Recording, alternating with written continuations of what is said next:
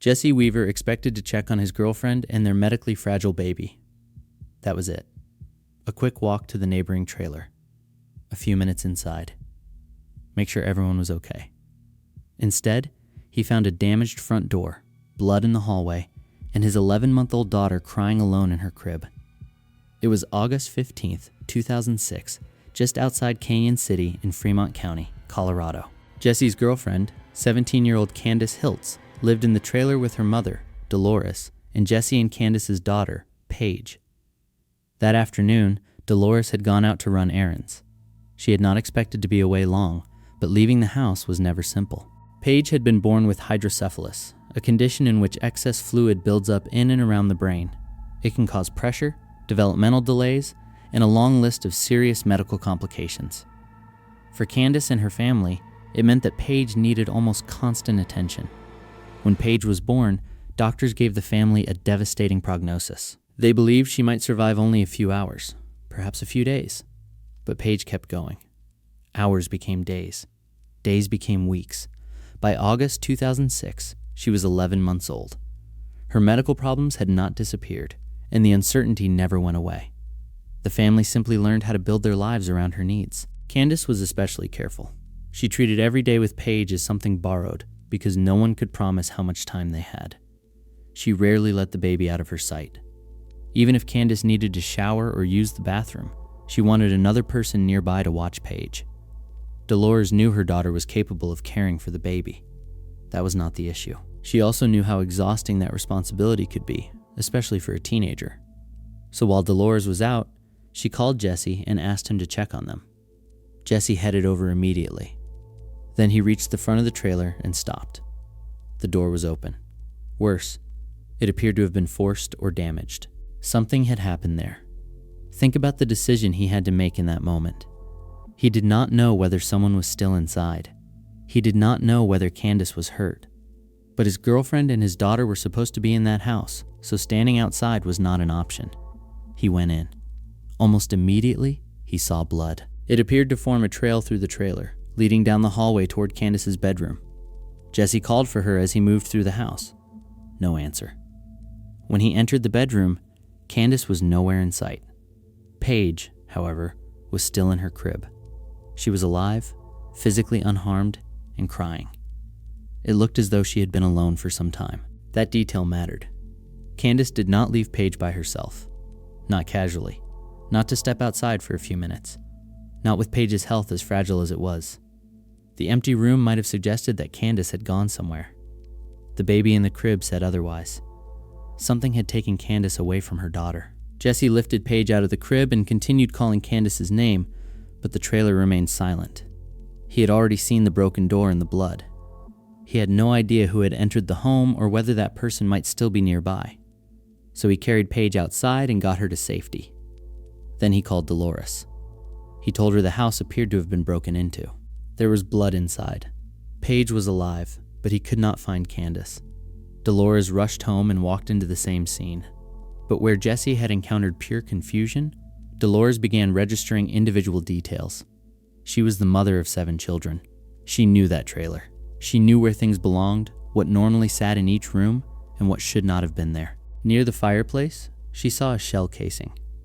At the beginning of the hallway, she noticed what appeared to be an area where someone had lost a significant amount of blood. From there, a blood mark continued down the hall. There was a smear on Candace's bedroom door. Then Dolores noticed that a quilt normally folded at the foot of the bed was missing. These were not random signs of disorder. Together, they seemed to trace movement through the house. Dolores looked more closely around Candace's bedroom. That was when she saw a corner of green fabric protruding from beneath the bed. It belonged to Candace's comforter. Dolores pulled it out. Candace was inside. Her body had been wrapped in her own comforter and pushed beneath the bed, hidden only a few feet from the crib where Paige had been left crying. Candace had suffered a gunshot wound to the chest, a shotgun wound to the face, and 5 small caliber gunshot wounds to the back of her head. The pattern suggested more than one firearm had been used. This was not a single shot fired during a brief struggle. It was a sustained and intensely violent attack. And through it all, Paige had been left alive. That contrast is difficult to shake. One side of the room held a murdered 17-year-old concealed beneath a bed. The other held her baby, physically unharmed and waiting for someone to come. But before Candace becomes only a crime scene description, we need to stop there. Look at the family photographs. Candace holding Paige. Candace smiling at the camera. A young mother and her daughter, not evidence in a homicide file. Candace was 17, but her life already carried responsibilities that would overwhelm many adults. She was raising a child with serious medical needs while pursuing an unusually advanced education. According to her family, she was already a junior at Brigham Young University and had reportedly been accepted into Stanford Law School. Her ambitions were not vague. Candace wanted to study law. She cared deeply about the justice system and dreamed of eventually becoming a justice on the United States Supreme Court. It was a huge goal. Then again, Candace did not seem interested in making herself smaller to fit other people's expectations. She was the youngest of 7 siblings, with brothers and sisters much older than she was. By 2006, most had established homes and families of their own, leaving Candace, Dolores, and Paige together in the trailer. Being the youngest did not make Candace timid. Dolores described her as hardworking, loyal, outspoken, and completely unwilling to ignore something she believed was wrong. There was no gray area for Candy, Dolores said. If you were wrong, you were wrong. It didn't matter who you were. Candace would confront people directly. Dolores remembered this petite teenage girl standing toe-to-toe with her older, larger brothers without hesitation. She spoke her mind because, to her, fairness was not something you adjusted according to a person's age, size, or authority. She was also a daughter, a friend, and a student trying to build a future while caring for Paige. Her world centered on school and her baby. At 17, she was planning for courtrooms and law school while living with the knowledge that her daughter's health could change without warning. That is who was inside the green comforter. At first, the damaged door offered investigators an obvious possibility: burglary. Maybe someone had forced their way inside expecting the trailer to be empty. Maybe Candace surprised them. Maybe the intruder panicked, attacked her, and fled while leaving Paige behind. It would have explained the broken entrance. It did not explain the rest of the house. No valuables were reportedly missing. Cash had not been taken. Drawers had not been emptied in a hurried search. Ordinary household property remained where it belonged. There was no clear sign that anyone had entered looking for something to steal. And the violence inflicted on Candace did not resemble a frightened burglar doing whatever was necessary to escape. Multiple shots. Multiple types of wounds. Her body wrapped, moved, and pushed under the bed. The scene answered the first question. Candace had not disappeared, and this did not look like a thief being surprised inside the home. Whoever entered that trailer appeared to have come specifically for her. But the first people to lose control of the evidence may not have been the killer. They may have been the investigators. 3 days after Candace Hilts was murdered, Dolores was allowed back inside the family's trailer. What she found made no sense. The front door was standing open. So was the back door. There was no crime scene tape, no barrier, and nothing Dolores could see that would stop a neighbor, a stranger, or anyone else from walking straight through the place where her daughter had just been killed. And inside, objects that looked like obvious homicide evidence were still lying where the family could find them. Now, removing Dolores from the trailer immediately after Candace's body was discovered was completely reasonable.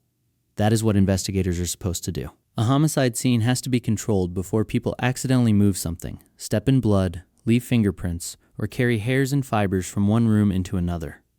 Investigators photograph the scene. They map where objects were found. They collect biological material, package items separately, and document who handles each piece of evidence. That process matters because evidence does not exist in isolation. Its location can be just as important as the object itself. A shell beside a fireplace tells one part of the story. A blood-stained towel in a bathroom may tell another. Move either one without recording where it was, and part of that story disappears. So asking the family to leave was not the problem. The problem was what apparently happened after they left. According to Dolores, when she returned 3 days later, Candace's blood-stained blanket was still inside the trailer. This was the same blanket in which Candace's body had reportedly been wrapped before being pushed beneath her bed. It was not sealed in an evidence bag or secured in a police facility. Dolores said it was simply lying on the floor. Think about how much that blanket could potentially have carried. The person who moved Candace may have gripped it, pulled it, wrapped it around her, or used it to drag her. Even if the killer had worn gloves, the blanket could still have collected transferred hair, fibers, skin cells, or material from the killer's clothing. Its folds and blood patterns might also have helped investigators reconstruct when Candace was wrapped and how her body was moved. None of those possibilities guarantees useful evidence. Testing can come back inconclusive. DNA can belong to someone who had an innocent reason to be in the home. Touch evidence can be partial, mixed, or too degraded to interpret. But you still collect the blanket. You preserve it first. You ask what it can tell you later. Dolores also reported finding bloody towels. Those mattered for the same reason. Candace had suffered catastrophic gunshot injuries. She could not have walked away, found towels, and begun cleaning the scene herself. If those towels had been moved or used after the shooting, investigators needed to know by whom and for what purpose. Were they used to wipe a surface? To handle Candace? To clean blood from someone's hands? Did they contain only Candace's blood, or was there material from another person mixed into it? Again, none of those questions comes with an automatic answer. But without collecting and testing the towels, investigators would never even get the chance to ask. Then there was Candace's shirt, the clothing she had reportedly been wearing when she was killed. Dolores said that had been left behind as well. Clothing from a homicide victim can preserve far more than blood. It can carry transferred hairs, fibers, residue, fingerprints in rare circumstances, or biological material left during physical contact. Damage to the fabric may help clarify the position of the victim or the sequence of injuries. Even the way blood soaked, sprayed, or transferred onto the material can sometimes help reconstruct movement, and movement was central to this scene.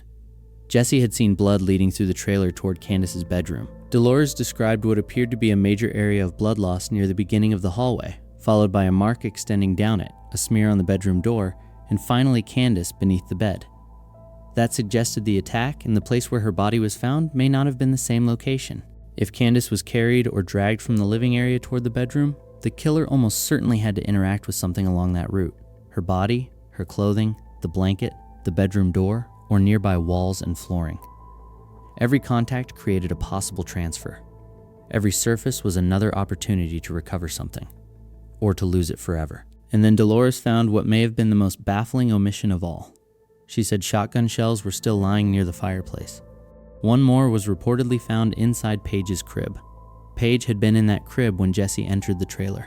An 11-month-old baby, unable to walk or call for help, had apparently spent hours beside an object potentially connected to the weapon used in her mother's murder. That detail is hard to get past. Cartridge cases and spent shotgun shells do not magically identify a killer, but they can sometimes preserve fingerprints or other signs of handling. Examiners may also study markings created when ammunition is loaded, fired, or ejected. Depending on the firearm and the condition of the item, those marks can sometimes help connect ammunition to a particular weapon or show that multiple items were cycled through the same gun. Sometimes is the important word. A shell does not always retain a usable print. Tool mark comparisons have limits. And without the suspected firearm, investigators may only be able to identify the general type of ammunition rather than tie it to one specific gun.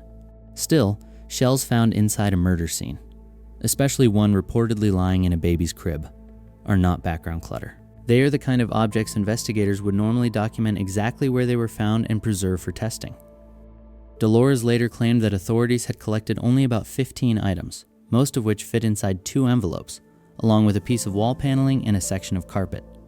That description comes from Dolores. There does not appear to be a publicly available, verified inventory confirming precisely what police collected during those first 3 days, so we have to keep that distinction clear.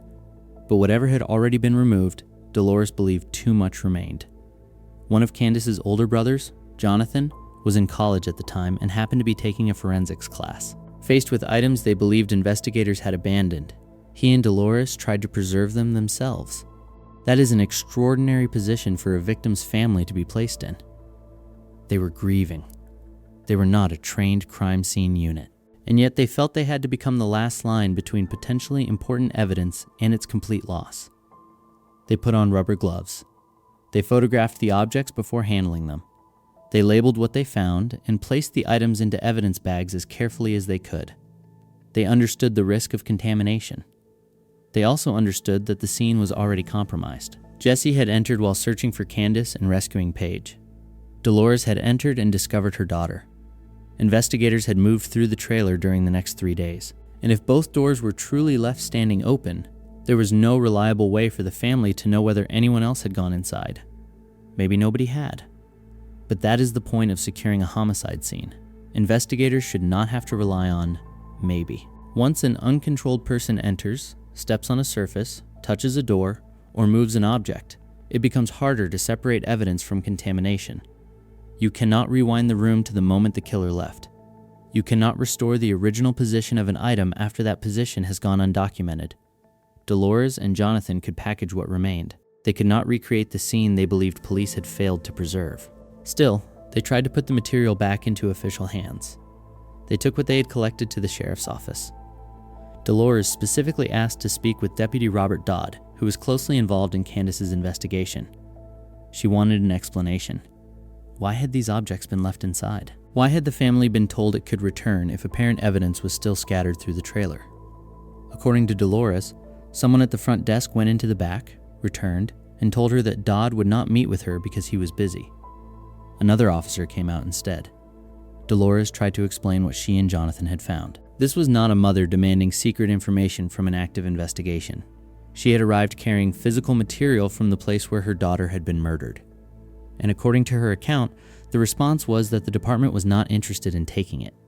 That alone would have been difficult to understand. What happened next turned it into something stranger. Not long afterward, a deputy arrived at Dolores' home with a search warrant. The warrant demanded that she surrender the same evidence she said she had already attempted to hand over voluntarily. At the station, we are not interested. At her front door, give it to us under authority of a warrant. Maybe there was an internal reason for that reversal. Maybe someone reconsidered the importance of the material or decided a formal seizure was necessary to document the transfer. But from Dolores' position, it looked as though she had first been dismissed and then treated like someone withholding evidence. The family did manage to place the abandoned material back into official hands. What they could not restore was an uncontaminated scene, or confidence that every object had been found, documented, and preserved properly. That belief would shape everything that followed. To Candace's family, the case was not damaged only because clues were scarce. It was damaged because potential clues had been left behind during the opening days, when the opportunity to protect them was greatest. And yet investigators moved quickly in one direction. Before the forensic picture was complete, they had already chosen the family member they believed was responsible. Jimmy Hilts was homeless, severely mentally ill, and living in a tent in the woods behind the family home. When police began searching for Candace's killer, he was gone. That made Candace's 28-year-old brother an obvious suspect. But obvious is not the same as proven. Investigators focused on Jimmy almost immediately. Dolores said her first interview after the murder lasted about 4 hours, and much of it was spent answering questions about him. Who did Jimmy associate with? Where had he been? What had he been doing? Where might he go? It seems detectives had already formed a working theory.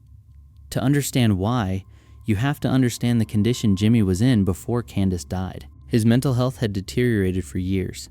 He had become isolated from his siblings, divorced his wife, and stopped seeing his children. He was increasingly paranoid. His perception of reality had become so distorted that, according to Dolores, he no longer believed she was his mother. He thought another woman had replaced her. Think about what that meant for the family. Dolores was trying to care for an adult son who did not always recognize her as his own mother, and who would not come near the family home if anyone was there. So she found a way to help him from a distance. Jimmy had been living in a tent in the nearby woods. Dolores kept his favorite food and water inside the trailer, then left a butter knife beneath one of the front steps. Jimmy could use it to pop the door open, enter while the family was away, take what he needed, and return to his campsite. It was an unusual arrangement, but it allowed Dolores to keep feeding her son without forcing contact he did not want. She knew he generally avoided the trailer when it was occupied. She did not know exactly where he was at every hour, and she could not make him come home. Then Candace was murdered. Police entered the woods. Jimmy was no longer at his tent. That disappearance looked terrible. There is no way around it. A young woman had been killed, her troubled brother was living within walking distance, and he vanished as police arrived. If Jimmy ran because he had killed Candace, his disappearance made sense. But if he was already paranoid, disconnected from reality, and afraid of other people, the sudden appearance of patrol cars, investigators, and search teams could also have frightened him into hiding. Flight can be evidence of a guilty mind. It can also be the reaction of a severely ill man who believes the world around him is dangerous or unreal. Police could not afford to assume the second explanation. they had to find him. And Candace's murder was not the first reason they had been looking at Jimmy. Before August 15th, he was already suspected in a string of burglaries around the area. That gave detectives a reason to connect his disappearance with more than grief or psychiatric instability. It suggested a recent pattern of unlawful behavior and, potentially, access to stolen weapons. Dolores herself initially pointed at Jimmy. In the shock after finding Candace, she said she believed her son had killed his sister. Later, she reversed that position completely and became adamant that Jimmy was not responsible. That reversal is difficult to interpret from the outside. Her first accusation came during an unimaginable trauma. Her later defense of Jimmy came after she had time to consider what police were claiming. Neither reaction proves anything by itself. Dolores said Jimmy loved Candace and had no motive to kill her. She described him as mentally ill, but not normally violent. Most importantly, she said he did not have access to the weapons used in the attack. Other people described him very differently. Jimmy's former wife, Jessica, said they had separated for good about a month before Candace's death because Jimmy had physically abused her. She also alleged that he had used drugs heavily since he was 16. By the time Candace was killed, that would have been roughly 12 years of substance use layered on top of serious, untreated mental illness. According to Jessica, Jimmy sometimes entered what she described as drug-induced manic states. He hallucinated, behaved unpredictably, and made frightening statements, including calling himself the devil. Those are serious allegations. They should not be brushed aside because Jessica was his former wife. At the same time, the available account presents them as Jessica's statements, not as independently established findings in Candace's homicide. They help explain why investigators may have considered Jimmy dangerous. They do not establish that he killed his sister. Then there was Jesse Weaver's account. Jesse said Jimmy appeared at the trailer with a knife and tried to stab him without warning. There had been no argument and no confrontation leading up to it. Jesse managed to avoid the blade, and Jimmy left. According to Jesse, that happened one day before Candace was murdered. Now the picture was much darker. Jimmy lived behind the house. He allegedly attacked Candace's boyfriend. He disappeared after Candace's death. He was already suspected of burglaries involving stolen weapons. Police had every reason to scrutinize him. But violent behavior, proximity, and mental illness are not substitutes for proof. Investigators still needed evidence connecting Jimmy to Candace's killing. The burglary investigation appeared to bring them closer. Property reported stolen from local homes included a .410 shotgun, a .22 caliber pistol, approximately 200 rounds of ammunition, 2 axes, work gloves, and a knife. This was not a list dominated by cash, jewelry, or electronics. It included multiple weapons and the tools someone might use with them. And some of those items overlapped with the weapons reportedly used against Candace. She had been shot with a shotgun and a .22 caliber firearm. A third weapon, a .45 Colt, was reportedly used for the shot to her chest. So the stolen .410 shotgun and .22 caliber pistol potentially matched 2 weapon types involved in the murder, but there was still a major mismatch. The reported burglary property did not include a .45 Colt. If the stolen weapons were used against Candace, the third firearm had to come from somewhere else. There was another problem. A matching weapon type does not prove that a specific stolen gun fired a specific shot. That requires careful recovery, preservation, and forensic comparison. The kind of work made much harder when shell casings and other evidence are left inside a released crime scene. Still, what investigators found around Jimmy's campsite was significant. Inside his tent, they reportedly recovered work gloves and a knife identified as property missing from the burglarized homes. In the nearby woods, they found the shotgun. It appeared that someone had tried to damage or destroy it with an axe. 2 axes had also been reported stolen. That evidence made Jimmy a credible target in the burglary investigation. It potentially placed stolen property where he had been living and put one of the relevant weapon types close to his campsite. But it did not answer every question. Who stole each item? Who carried the shotgun into the woods? Who tried to destroy it? And most importantly, who fired the weapons at Candace? Those links still had to be proven. The search for Jimmy became a full-scale manhunt. It lasted 3 days before officers found him camping nearby. He was arrested and charged with first and second-degree burglary, criminal trespassing, theft, and criminal mischief. Listen closely to what is missing from that list. Murder. Jimmy was not charged with killing Candace. The arrest addressed the local burglaries and related property crimes, not the homicide that had triggered such intense scrutiny of him. Because of his deteriorating psychiatric condition, Jimmy and his legal team entered a plea of not guilty by reason of insanity. In 2008, he was committed to the Colorado Mental Health Institute at Pueblo. The man police had treated as their central suspect was now confined, but Candace's murder remained legally unresolved. And that brings us back to the trailer. Authorities released the home to Dolores only 3 days after the killing, the same short period in which they found and arrested Jimmy. Yet he had not been charged with homicide. Police had not demonstrated that the recovered shotgun was used to kill Candace. They had not accounted for the .45 Colt. They had not converted suspicion into a murder case. So why release a scene where critical physical evidence was allegedly still lying in plain view? It felt as though the investigation had reached its conclusion before the evidence had. There is another uncomfortable question. Did anyone else receive comparable scrutiny? Jesse was Candace's boyfriend and Paige's father. He lived nearby, knew the family's routine, and knew when Dolores was away. His daughter was left alive in the crib.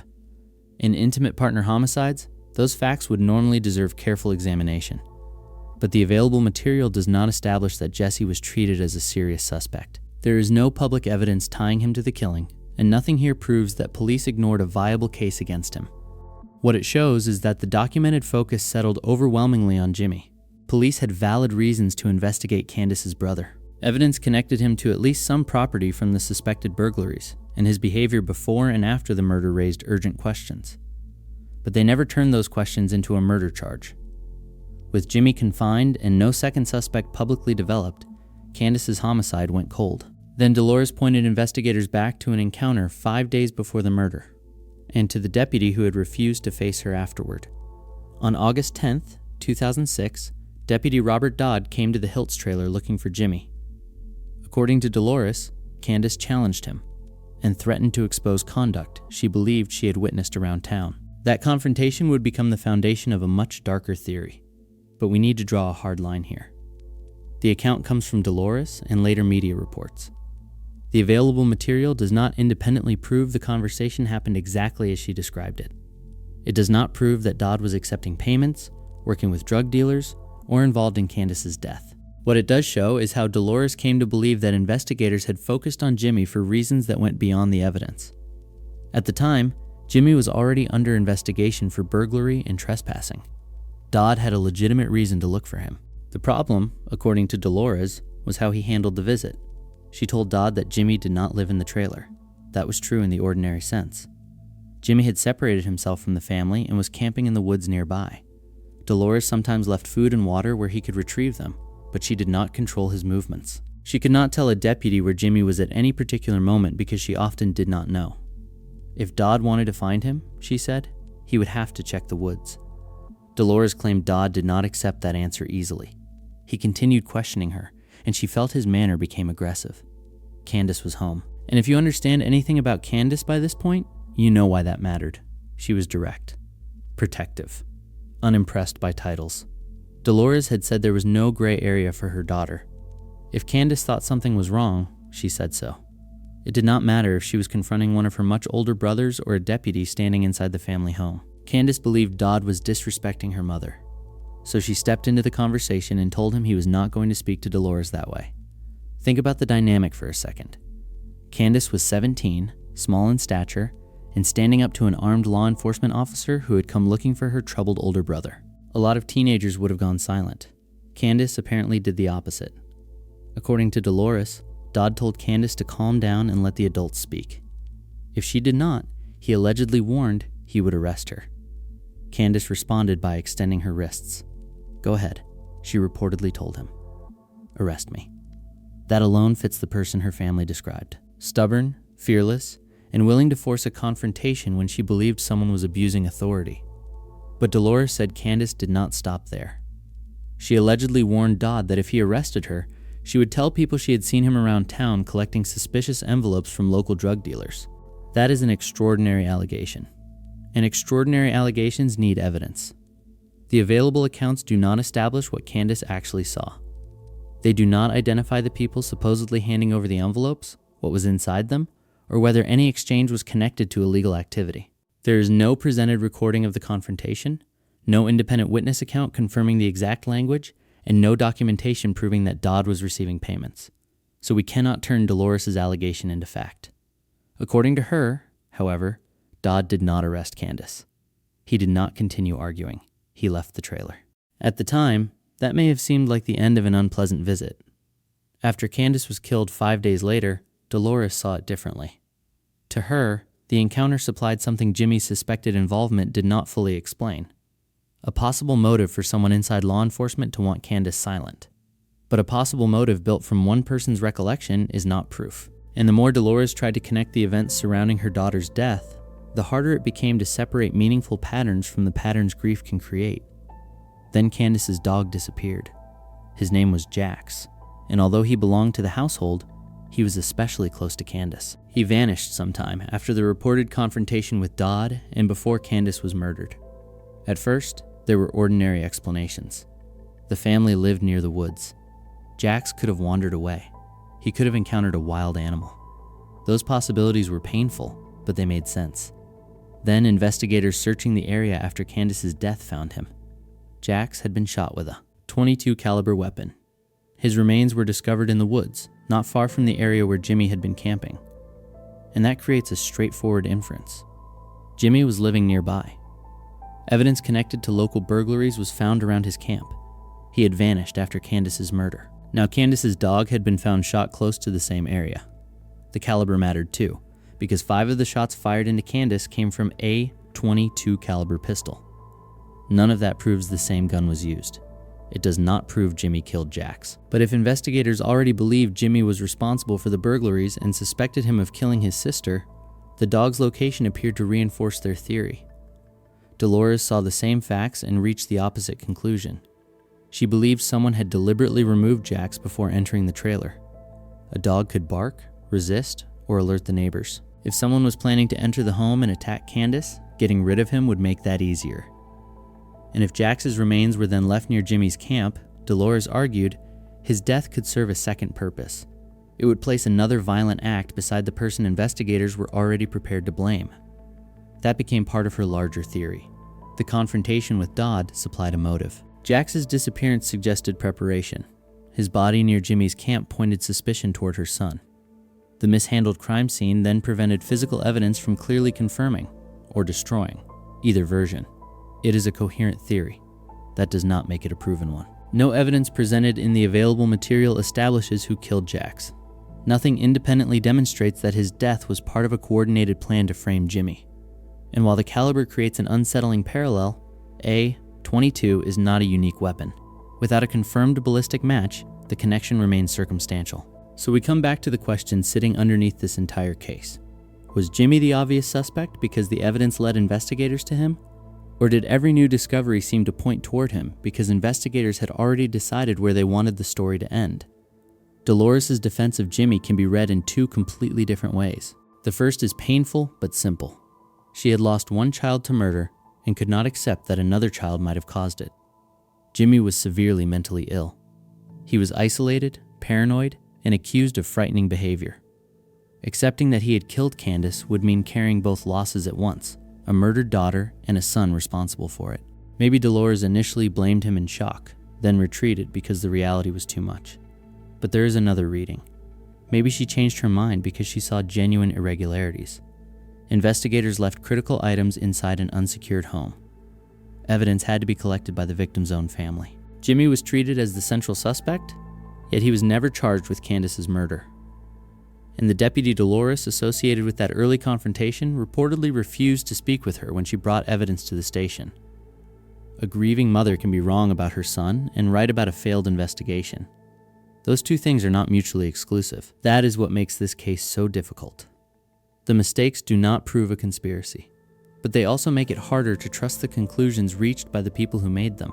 Jimmy remained the only publicly identified suspect. He was committed to the Colorado Mental Health Institute at Pueblo in 2008 after pleading not guilty by reason of insanity to charges connected to the burglaries, not Candace's homicide. Then the murder investigation went cold. Dolores kept pushing. She spoke publicly, asked for the case to be reopened, and insisted that someone needed to examine it with fresh eyes. Her theory hardened over time, connecting Dodd's visit, Candace's alleged threat, Jax's death, the focus on Jimmy, and the evidence left behind in the trailer. Years passed without the physical proof needed to establish any of it. And while Dolores continued fighting for answers about her daughter, she was also caring for the child Candace had left behind. Paige survived far beyond the first bleak predictions made after her birth. She could not walk or speak, but Dolores said she could smile. That smile was enough to reveal a whole person.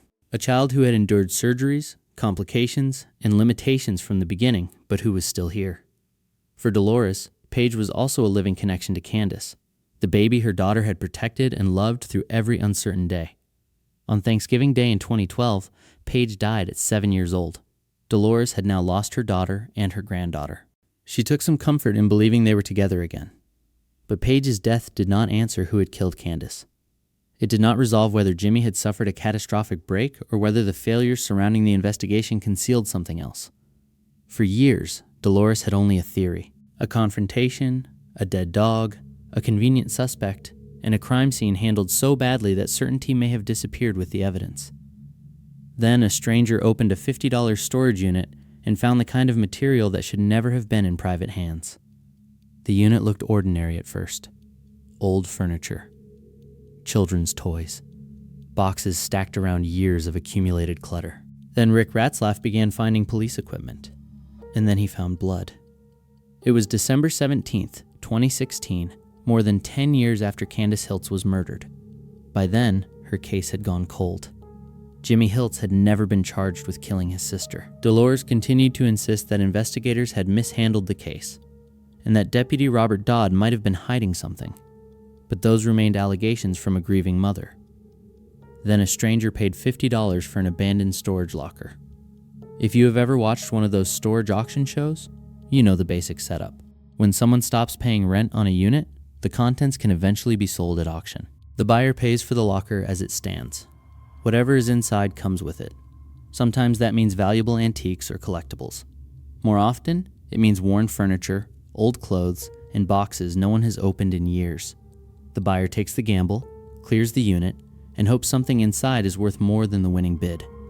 The weather that day was terrible. Rick later said it was bad enough that, under normal circumstances, he probably would have stayed home. But something told him to go anyway. That instinct cost him $50. At first, the purchase looked unremarkable.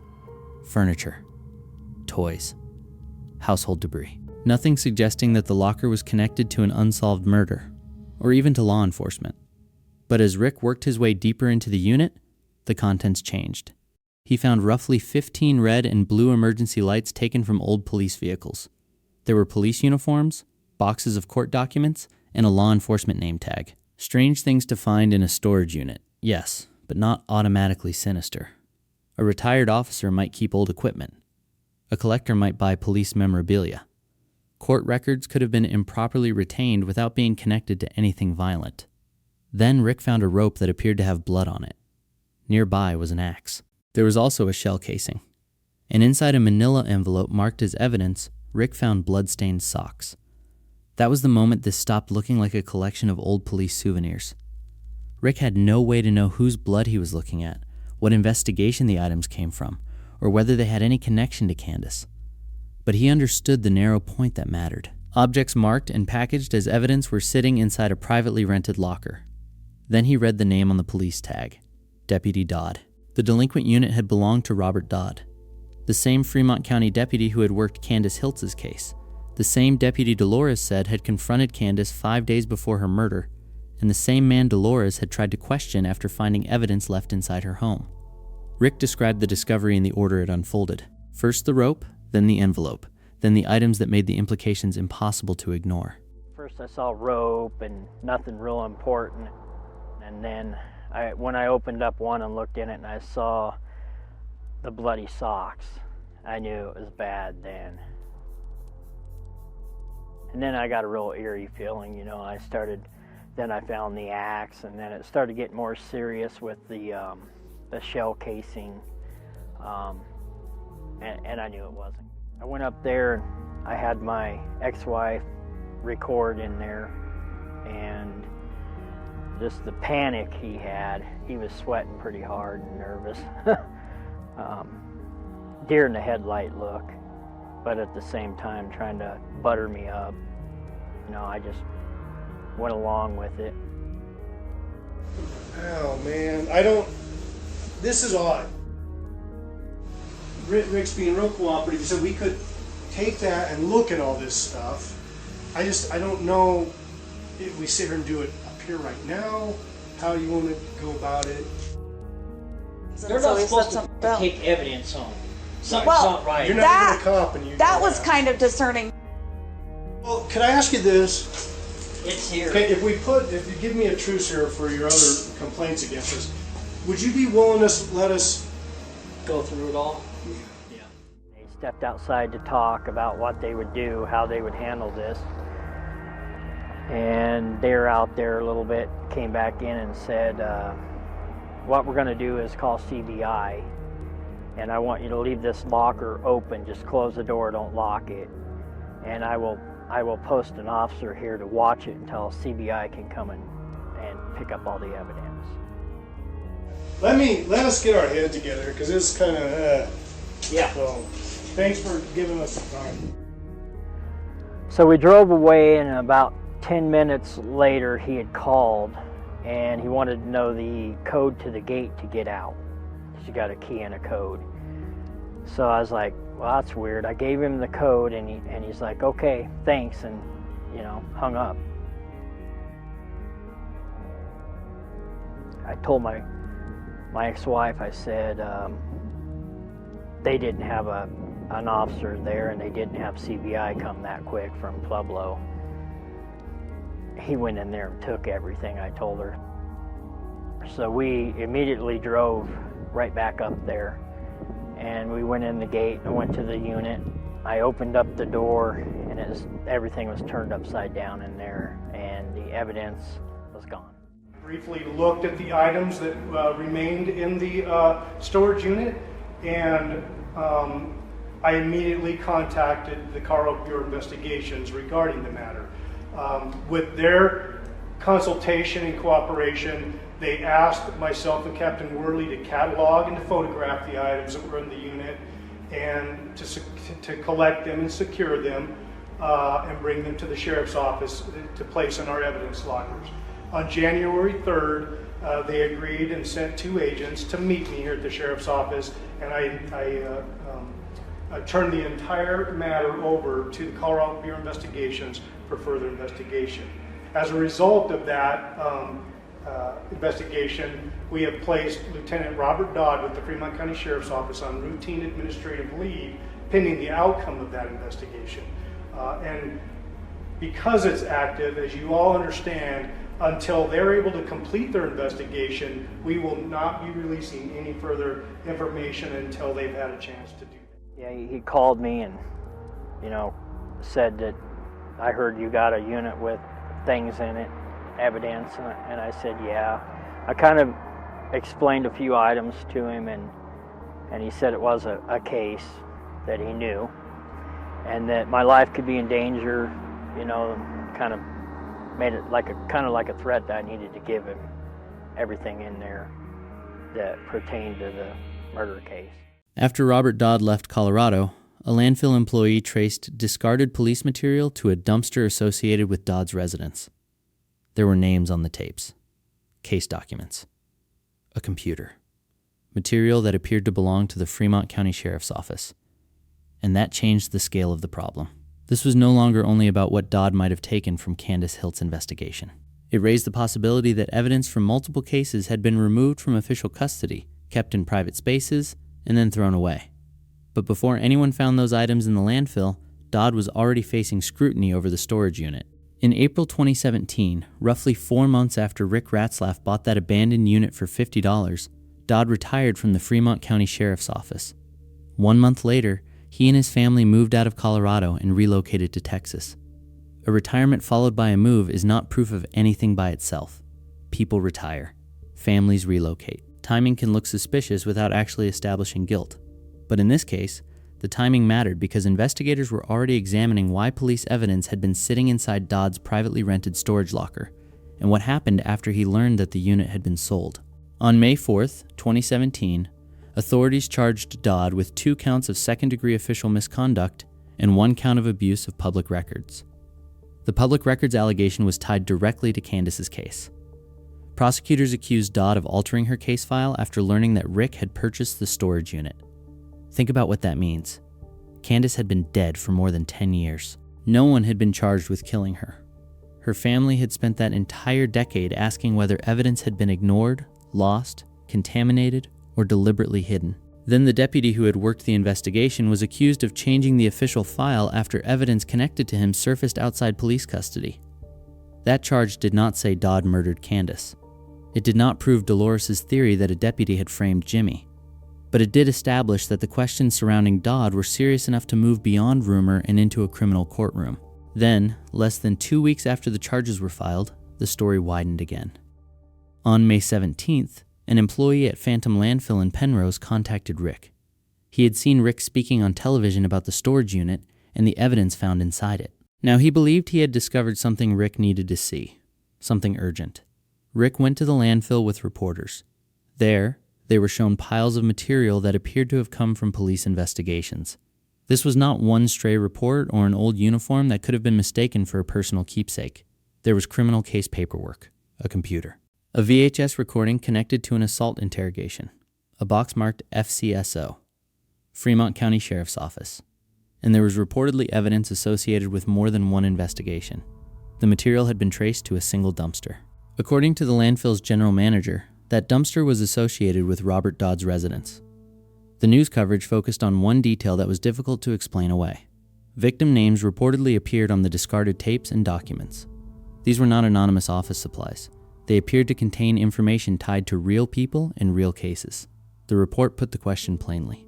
It had names like of the victims and everything on the tapes. General manager tells us this came from Robert Dodd's house. Why does this guy have this stuff? That he would destroy evidence, that he would tamper with evidence, that the whole thing is just sickening. I was pretty upset. I was kind of furious. I'm not gonna lie, that really upset me. I don't think that's fair. Nearly 2 decades later, the case still splits in 2 directions.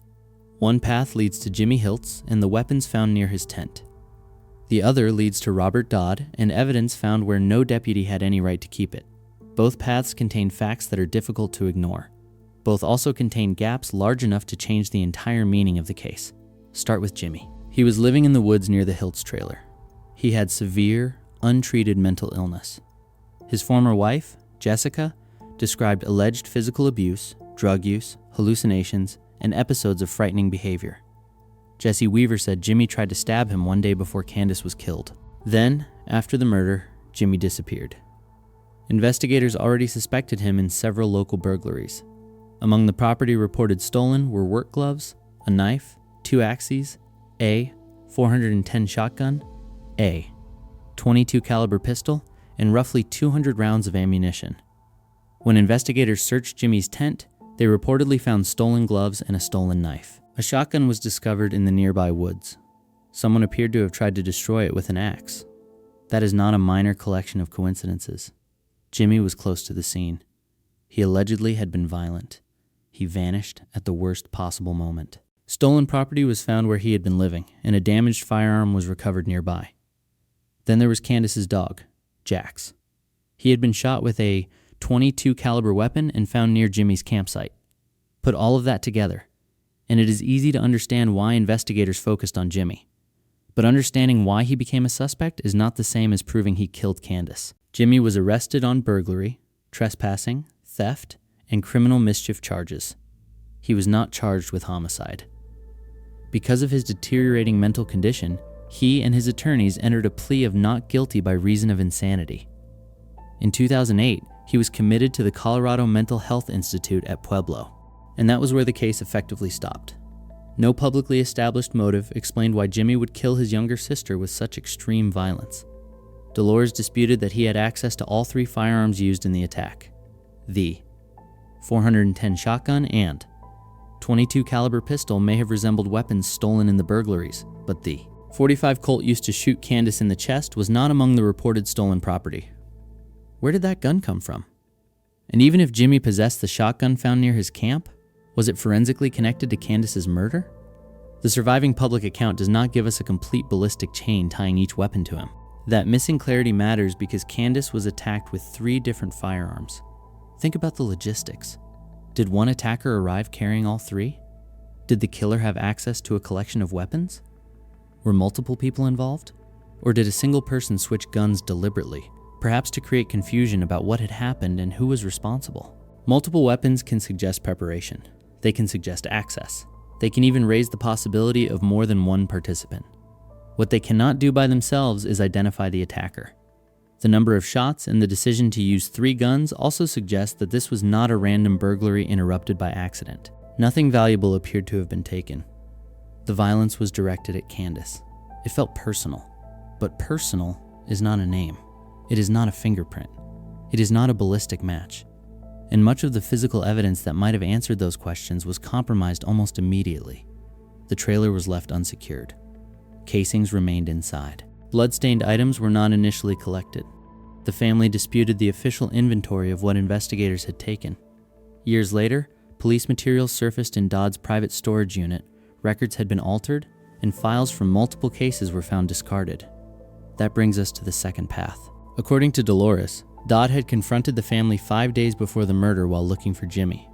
She said Candace challenged the way he was speaking to her mother and threatened to expose conduct she believed she had witnessed involving suspicious envelopes and local drug dealers. That account is serious. It is also Dolores' account. The supplied material does not independently establish that the exchange happened exactly as she described it, or that Candace possessed evidence of criminal conduct by Dodd. Still, Dodd's later behavior cannot simply be brushed aside. He had an early role in the murder investigation. Dolores said he refused to meet with her when she brought evidence recovered from the trailer to the sheriff's office. A decade later, material marked as evidence was discovered in a storage unit belonging to him. He was charged with altering Candace's case file after learning that the unit had been sold. More police material connected to multiple investigations was later traced to a dumpster associated with his residence. In 2018, Dodd was found guilty of abuse of public records and second-degree official misconduct. He received a sentence of 15 days in jail, but an appeal prevented him from serving that time. Those convictions established misconduct. They did not establish murder. Possessing evidence from Candace's case does not prove Dodd killed her. If it did, then the evidence from other investigations found among his property would make him a suspect in every one of those crimes too. That conclusion would go far beyond what the known facts support. His criminal case did not legally connect him to Candace's death. It proved that public records and law enforcement material were mishandled. The homicide remained unresolved, so there are at least 3 possibilities. Jimmy may have killed Candace, while official negligence destroyed the best opportunity to prove it. Investigators may have identified the right suspect and then handled the case so badly that they made a prosecutable homicide case impossible. Or someone else may have killed Candace while investigators became locked onto Jimmy too early. His mental illness, disappearance, proximity, and connection to the burglaries may have created a narrative that felt complete before the evidence was complete. Then there is Dolores' belief that someone inside law enforcement framed Jimmy and suppressed evidence to protect the actual killer. That theory cannot be presented as fact, but the conduct uncovered years later is exactly why it has remained alive. When evidence leaves official custody, turns up in a deputy's storage locker, and appears in a landfill, people stop trusting assurances that everything important was preserved. Even Jesse represents an avenue that appears thinly documented. As Candace's boyfriend and Paige's father, he knew the family's routines, lived nearby, and had a reason to protect the baby. In many homicide investigations, an intimate partner would be examined closely and ruled in or out through interviews, alibis, forensic testing, and corroboration. There is no public basis here to accuse Jesse of killing Candace. There is also little available documentation showing how thoroughly investigators examined him. That is the problem. A credible reinvestigation should not begin by replacing one unsupported certainty with another. It should identify every plausible avenue and show the work used to eliminate it. For years, Dolores has asked for that kind of independent examination. Not another quick review by people connected to the original investigation. Not another assumption that Jimmy probably did it. She wants the surviving evidence located, cataloged, tested, and assessed by investigators the family can trust.